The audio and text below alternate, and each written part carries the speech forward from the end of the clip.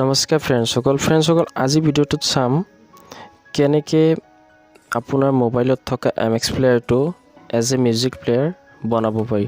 মানে আপোনাৰ MX প্লেয়াৰটোৰ জৰিয়তে আপুনি যিকোনো ভিডিঅ' অডিঅ' আপুনি মোবাইলত বজাব পাৰিব। পাৱাৰ অফ কৰি কেনে মোবাইল লক কৰি কেনে পকেটত ৰাখি আপুনি যিকোনো ভিডিঅ' অডিঅ' শুনিব পাৰিব। হেতু কৰিবলৈ হলে প্ৰথমে ফ্ৰেণ্ডসকল আপোনাৰ মোবাইলত যদি অলৰেডি MX প্লেয়াৰ ইনষ্টল কৰা আছে তেতিয়াহলে ইনষ্টল কৰিব নালাগে, আৰু যদি MX প্লেয়াৰ ইনষ্টল কৰা নাই তেতিয়াহলে প্লে ষ্টৰত যাই কেনে ওপৰত ইয়াত সাৰ্চ কৰিব MX প্লেয়াৰ বুলি।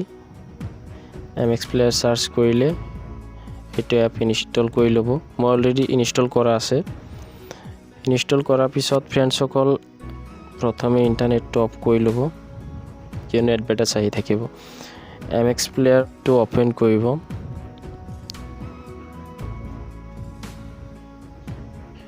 তাৰপিছত এলাউ কৰিব। চাওক ইয়াত MX প্লেয়াৰ ওপেন হোৱাৰ পিছত মাত্ৰ ইয়াত যিখিনি ভিডিঅ' আছে ভিডিঅ'খিনি দেখুৱাই আছে, অডিঅ' ইয়াত দেখুৱা নাই। হেতু কৰিবলৈ হলে ফ্ৰেণ্ডসকল প্ৰথমে ইয়াত ওপৰত চাওক 3 লাইন আছে। 3 লাইনত ক্লিক কৰি স্ক্ৰল ডাউন কৰিব। তলত আছে সেটিংছত ক্লিক কৰি লোকেল প্লেয়াৰ সেটিংস ইয়াত ক্লিক কৰিব।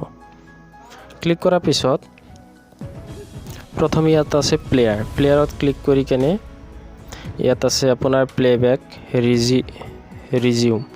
ৰিজিউমত ক্লিক কৰিব। ক্লিক কৰি ফ্ৰেণ্ডসকল যদি আপোনালোকে মানে যিকোনো সিনেমা এটা দেখি থাকোতে যিমানলৈকে চাইছিলে তাৰপিছত আকৌ যদি সেই সিনেমাটো সেই সময়ৰ পৰাই চাব বিচাৰে তেতিয়াহ'লে ইয়েছ কৰিব পাৰে, নহ'লে নো কৰিলে আপোনাৰ যিকোনো ভিডিঅ' যি কেইবাৰ প্লে কৰিব প্ৰথমৰ পৰা আহিব। নো কৰিব বা ইয়েছ কৰিব সেইটো আপোনাৰ ইচ্ছা। তাৰপিছত স্ক্ৰল ডাউন কৰিব। স্ক্ৰল ডাউন কৰাৰ পিছত ইয়াত চাওক বেকগ্ৰাউণ্ড প্লে ইয়াত ক্লিক কৰিব। ক্লিক কৰি কেনে play video' audio' in PIP mode এইটোত ক্লিক কৰা থাকিব। আপুনি মাজৰটোত ক্লিক কৰিব। Play video' audio' in background ইয়াত ক্লিক কৰিব। ক্লিক কৰি কেনে বেক কৰিব।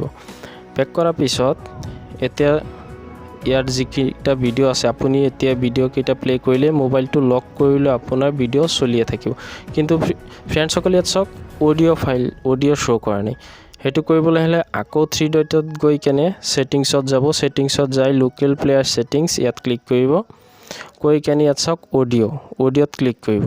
অডিঅ'ত ক্লিক কৰাৰ পিছত জাষ্ট অডিঅ' প্লেয়াৰ ইয়াত টিক কৰি দিব। ইউজ দ্য ওল্ড ওৱান ইয়াত ক্লিক কৰি কেনে বেক কৰি দিব। চাওক এতিয়া আহি গৈছে ডাউনলোড। ইয়াত দুটা অডিঅ' ফাইল, এতিয়া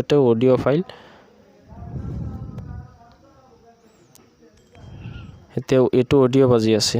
মই বেক কৰিলে এইটো বাজিয়ে থাকিব।